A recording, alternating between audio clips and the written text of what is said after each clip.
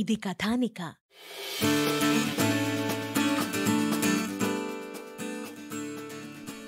ఆదివారం ఉదయం 9ంటికి హ్యాండ్సమ్గా రెడీ అయి తారకు ఫోన్ చేశాడు నీల్. తారా, ఇవాళ నువ్వు చర్చికి వెళ్తావు కదా, నేను డ్రాప్ చేయనా అన్నాడు. ఇవాళ చర్చికి వెళ్ళాలనిపించడం లేదు, మనం సరదాగా అలా అలా తిరుగుదాం.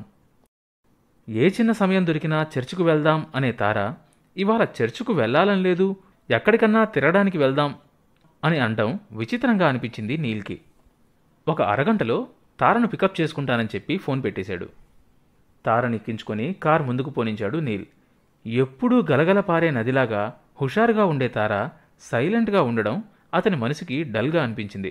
కారు వెళ్తున్న దారిలో చర్చిలు వస్తుంటే తార ప్రే చేయాల్సింది పోయి ముఖం పక్కకు తిప్పుకుంటుంది. నీల్, నాకు ఆకలిగా ఉంది, ఏదైనా హోటల్కి తీసుకెళ్తావా అంది. వెంటనే దగ్గరలో ఉన్న ప్యూర్ వెజిటేరియన్ హోటల్కి తీసుకెళ్లాడు నీల్. తార, నీల్, ఏదైనా నాన్ వెజ్ ఉన్న హోటల్కి వెళ్దామా అనింది. తారకు నాన్ వెజ్ ఇష్టం ఉండదు కదా, అదేంటి ఇవాళ నాన్ వెజ్ హోటల్కి తీసుకెళ్ళమంటుంది అని విచిత్రంగా చూశాడు నీల్. హైదరాబాద్లోని నాన్ వెజ్ వెరైటీలకి ఫేమస్ అయిన ఓ హోటల్కి తారను తీసుకెళ్లాడు. సీట్లో కూర్చోగానే మెనూ కార్డ్ తీసుకుని రకరకాల నాన్ వెజ్ డిష్లు ఆర్డర్ ఇచ్చి వచ్చాక ఎగబడి ఆబగా తినడం, ఆ తినడంలో కూడా ఒద్దిక లేకపోవడం చూసి అతనికి ఆశ్చర్యం కలిగింది. తినటం పూర్తయ్యాక తేంచుతూ నిల్చున్న తారతో, తారా, మనం మన బర్డ్ శాంచురీకి వెళ్దామా, కాస్త రిలాక్స్ అవ్వచ్చు అన్నాడు.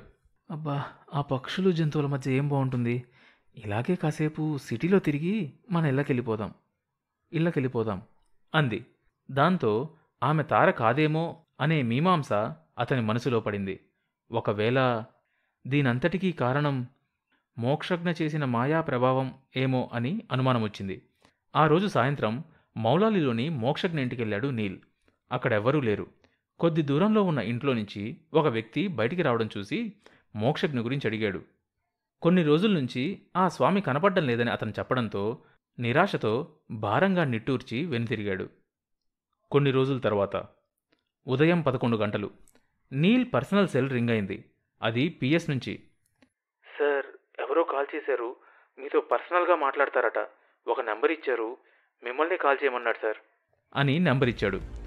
నీల్ సాధారణంగా అలాంటి కాల్స్ ఇగ్నోర్ చేస్తాడు. కానీ పిఎస్ గొంతులోని వైబ్రేషన్స్ బట్టి అది చాలా ఇంపార్టెంట్ కాల్ అయ్యుంటుందని నెంబర్ డైల్ చేశాడు. కొద్దిసేపు నిశ్శబ్దం. నీల్ విసుగుతో ఫోన్ ఆఫ్ చేద్దామనుకునేలోపు, హలో, నేను అనిల్ని, గుర్తుండే ఉంటాను. నువ్వు నా దగ్గర డబల్ ప్రైజ్ పెట్టి తీసుకున్న రూబీని తారా అనే అమ్మాయి కోసం స్వామీజీ మోక్షజ్ఞకి ఇచ్చావని నాకు తెలుసు.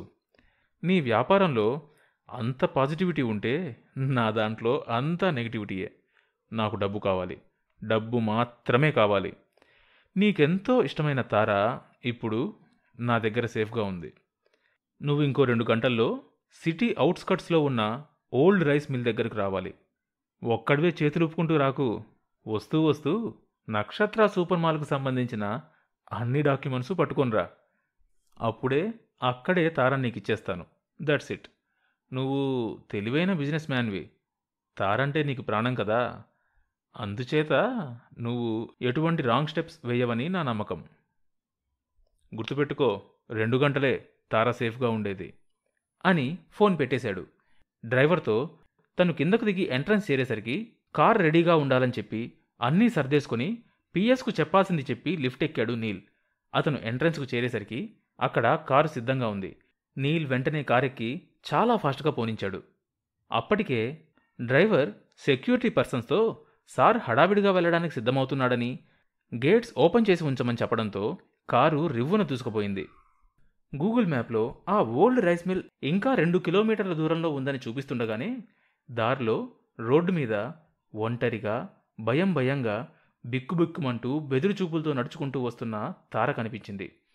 వెంటనే కారాపి ఆమెనెక్కించుకొని తార ఇంటివైపు కారు పోనించాడు. ఆమె కారెక్కగానే నీల్ను భయంతో కరుచుకుపోయి అలా ఉండిపోయింది. నీల్ కూడా ఆమెను ఏమి అడగకుండా అనునయిస్తున్నట్లుగా ఆమె భుజాల మీద చేత్తో రాస్తూ ఉండిపోయాడు. ఆమెను వాళ్ళింటి దగ్గర దింపి సెక్యూరిటీ కోసం కొంతమంది గార్డ్స్ని అక్కడికి పిలిచి తరువాత తను ఇంటికి వెళ్ళిపోయాడు. మరుసటి రోజు ఉదయం ఆఫీస్కు చేరిన కొద్దిసేపటికి పిఎస్ నీల్కు ఫోన్ చేసి, సార్, అనిల్ని ఎవరో చంపేశారంట సార్, జస్ట్ ఫర్ ఇన్ఫర్మేషన్ మీకు తెలియజేస్తున్నాను అని చెప్పి ఫోన్ పెట్టేశాడు. బిజినెస్ రిలేటెడ్ కానీ బిజినెస్ పర్సన్స్ రిలేటెడ్ కానీ ఏదైనా ఇన్ఫర్మేషన్ ఉంటే ఎప్పటికప్పుడు తనకు చెప్పడం కూడా పిఎస్ డ్యూటీస్లో ఒకటి. నీల్ వెంటనే తన టేబుల్కి ఎదురుగా ఛాంబర్ వాల్కి ఉన్న స్మార్ట్ టీవీ ఆన్ చేశాడు. అందులో రక్తపు మడుగులో ఉన్న అనిల్ను పదే పదే చూపిస్తూ ఊరికి దూరంగా ఉన్న పాత రైస్ మిల్లులో అతన్ని ఎవరో హత్య చేసినట్లు చూపిస్తున్నారు. మేకలు కాచుకునే అతను చూసి పోలీసులకు విషయం చెప్పాడట. ఆ రోజు సాయంకాలం నీల్ తార ఇంటికి వెళ్ళి బయట నుంచే ఆమెకు కాల్ చేశాడు. తార బయటకొచ్చింది, కానీ ముఖం డల్గా ఉంది. ఆమెను కారులో ఎక్కించుకొని ఆమె రిలాక్స్ అవ్వడం కోసం ట్యాంక్ బండుకు తీసుకొచ్చి తామెప్పుడూ కూర్చునే బెంచ్ మీద కూర్చోపెట్టి తాను కూర్చొని కాసేపు అవి ఇవి మాట్లాడి, తారా, ఈ మధ్య నువ్వెందుకో డల్గా ఉంటున్నావు, నా వల్ల అయితే కాదు కదా అన్నాడు నీల్. నేనెప్పట్లాగానే ఉన్నానే, నిన్న సడన్గా ఆ డెడ్ బాడీ ఆ బ్లడ్ చూసేసరికి అలా అయిపోయాను. తారా, నిన్ను అనిల్ అసలు ఎలా కిడ్నాప్ చేశాడు చిన్నగా అడిగాడు. నాకు గుర్తులేదు, నిన్న నిద్రలేచి ఆఫీస్కి బయలుదేరాను, తర్వాత అంతా బ్లాంక్. తర్వాత నాకు గుర్తుంది ఆ డెడ్ బాడీ, ఆ బ్లడ్, అంతే. అసలు ఆ ఊరి బయటికి నన్ను ఎవరు తీసుకెళ్లారో కూడా గుర్తులేదు అంది. నీల్కి అర్థమైంది, తార ఏదో సైకలాజికల్ డిజార్డర్తో బాధపడుతుంది, లేదా మోక్షజ్ఞ చేసిన మంత్రతంత్రాల ప్రభావం కూడా అయ్యుండొచ్చు. అయితే మోక్షజ్ఞ కోసం మళ్ళీ మళ్ళీ ప్రయత్నించాడు, కానీ అతను ఎక్కడున్నాడో తెలియలేదు. లేట్ చేయకుండా ఏదైనా సొల్యూషన్ కోసం ఆమెను వీలైనంత త్వరగా సైకియాట్రిస్టుకు చూపించడం మేలనుకున్నాడు. మరుసటి రోజు ఉదయం పిఎస్కు కాల్ చేసి సిటీలో ఉన్న టాప్ సైకియాట్రిస్ట్ అపాయింట్మెంట్ తీసుకొని తనకు ఇన్ఫామ్ చేయమని చెప్పాడు. నీల్ చెప్పిన పావుగంటకి పిఎస్ మధ్యాహ్నం 2 గంటలకి సైకియాట్రిస్ట్ చిత్ర అపాయింట్మెంట్ ఇచ్చారని చెప్పాడు. ఆవిడ అపాయింట్మెంట్ తీసుకోవడం చాలా కష్టమైందని, కొంతమంది పెద్దల చేత ప్రెజర్ పెట్టించాల్సి వచ్చిందని, అందుచేత మిస్ అవ్వకుండా టైంకి వెళ్ళమని చెప్పాడు.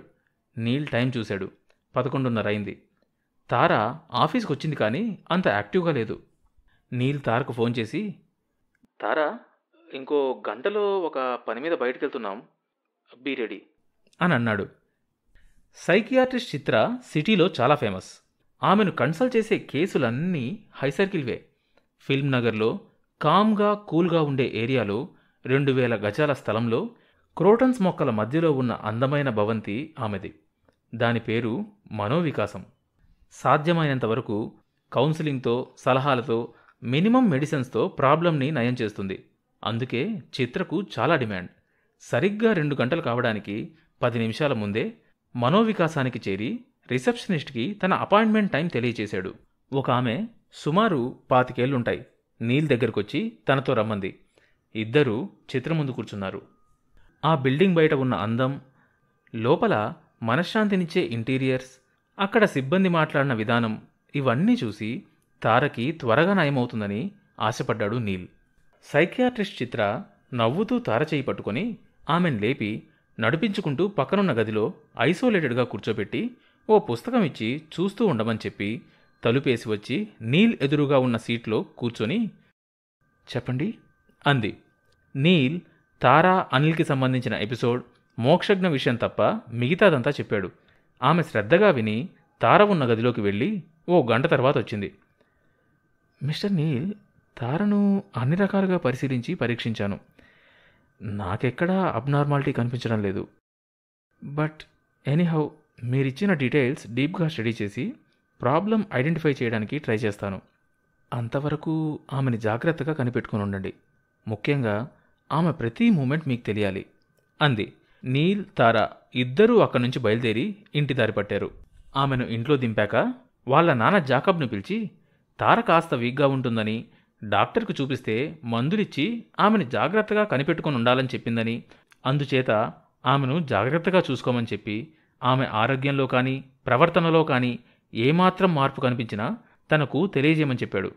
తమ కూతురికి అందమైన జీవితం ఇచ్చిన నీల్ అంటే ఆయనకు ఎనలేని గౌరవం. తామిప్పుడు ఇంత సుఖంగా సంతోషంగా ఉన్నారంటే దానికి కారణం నీల్ అన్న విశ్వాసం ఆయనలో లోతుగా నాటుకొని పోయింది. అంతేకాదు, పెద్దల్లుడికి ఎప్పుడు ఎలా ఏం చెప్పాడో కానీ అతను పూర్తిగా మారిపోయాడు. అక్కడ్నుంచి అన్యమనస్కంగా కారులో బయలుదేరిన నీల్కి తార ఎప్పుడూ వెళ్లే యూసఫ్గూడ చర్చికు వెళ్లాలనిపించింది. కారును వేగంగా అటువైపు పోనించాడు. కారును చర్చి కాంపౌండ్లో పార్క్ చేసి ఎప్పుడూ చర్చికెళ్లని నీల్ మొట్టమొదటిసారి లోపల కడుగుపెట్టాడు.